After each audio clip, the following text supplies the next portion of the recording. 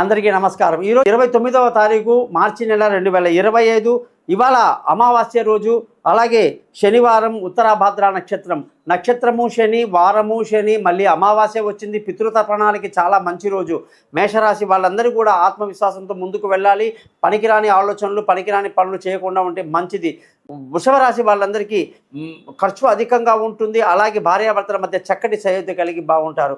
మిథున రాశి వాళ్ళందరికీ కూడా ఈరోజు మంచి ఆర్థికంగా లాభాలు కనిపిస్తూ ఉన్నాయి. శత్రువుల మీద ఒక కన్నేసి ఉంచడం మంచిది.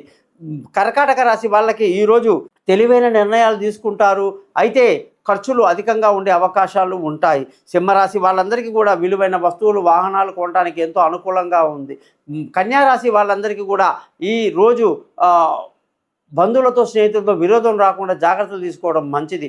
తులారాశి వాళ్ళందరికీ కూడా ఈరోజు చక్కటి ధన ఆదాయం, కుటుంబ సంతోషం బాగా కలిగి ఉంటారు.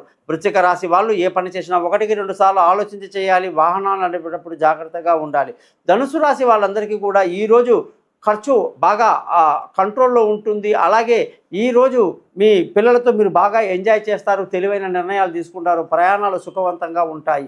మకర రాశి వాళ్ళందరికీ విలువైన వస్తువులు, వాహనాలు కొనడానికి బాగా లేదు.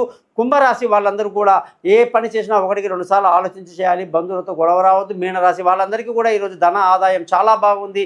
జాతకం కొరకు నన్ను కాంటాక్ట్ చేయండి. మీ గోపాలయ్య గారు.